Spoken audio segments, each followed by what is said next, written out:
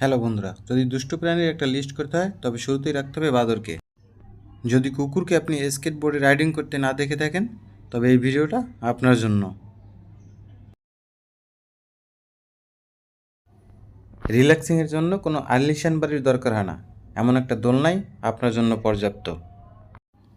চুলকানি হলে আপনি হয়তো একটা চিরুনি বা একটা লাঠি দিয়ে কাজ চালিয়ে নিতে পারবেন, কিন্তু প্রাণীরাও আপনার থেকে কম নয়। দেখুন এই ভালুক দুটিকে।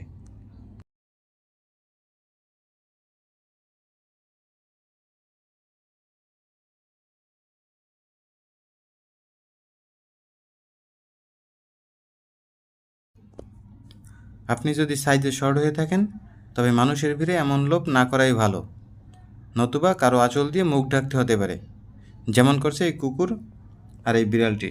দেখুন একবার।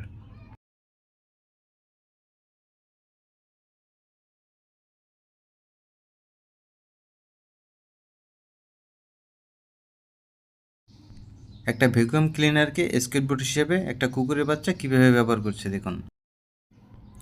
ঘরে যদি এমন দুষ্টু কুকুর থাকে তবে আপনিও তাকে নিয়ে এমন মজা করতে পারেন। আপনি হয়তো আপনার বাড়ির পোষা কুকুরকে মাটিতে বা বাটিতে ফ্লোরে খাবার দিয়ে থাকেন, তবে এই স্ট্যান্ডের প্লেটে খাবার দেওয়াটা আমার কাছে বেটার মনে হলো।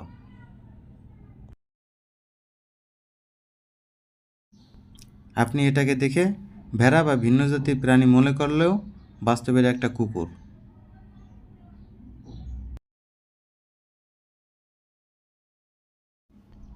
ঘরে যদি এমন দুষ্টু বিড়াল থাকে তবে আপনার ক্রিসমাস ট্রিটি অবশ্যই সাবধানে রাখতে হবে, নতুবা যে কোনো সময় গড়াগড়ি খেতে পারে ফ্লোরে। দেখুন একবার এই বিড়াল দুটিকে।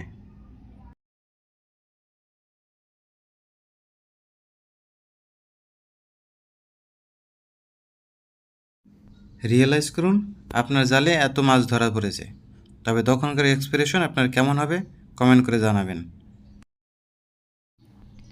যদি কখনো ভূমিকম্প না দেখে থাকেন তবে এই ভিডিওটা অবশ্যই আপনার জন্য। আর ভূমিকম্পের সময় ভবন, টাওয়ার, ফ্লাইওভার থেকে সরে গিয়ে ফাঁকা জায়গায় স্থান নিন।